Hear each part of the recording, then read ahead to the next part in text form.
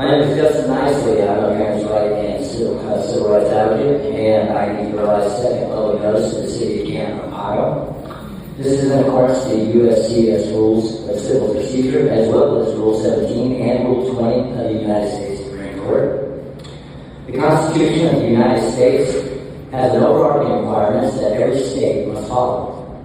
Clause 1 in Amendment 5 states that no person shall be held to answer for a capital or otherwise infamous crime unless some present or indict him by a grand jury.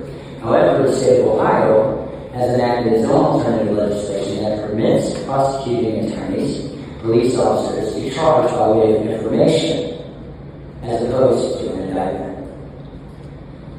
And among involved violations when you pay the public official to break the law. The Constitution has two areas that enforces this. Article 1, Section 10 says that no state shall create any law that shall impair the obligation of the contract. Police officers, prosecutors, judges, all are under a contract formed based on the oath or affirmation that they took to support and defend the Constitution.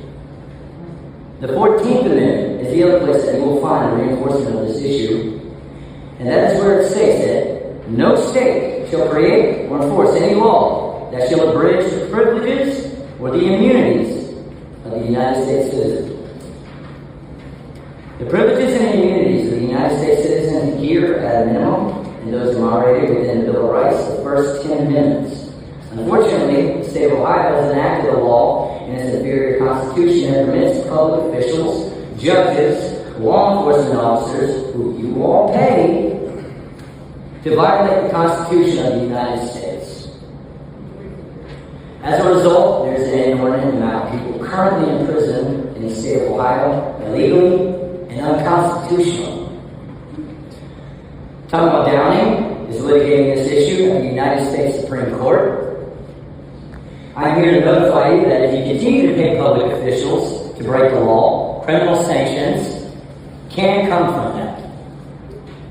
I am asking you, honorable individuals, to please take a look at Clause 1 in Amendment 5, confirm what I'm saying to be true, then direct your public officials to act in a lawful and constitutional manner, consistent with the obligations that are codified in the Constitution of the United States of America. Now, with that being said, I feel every one of y'all need to release Joshua.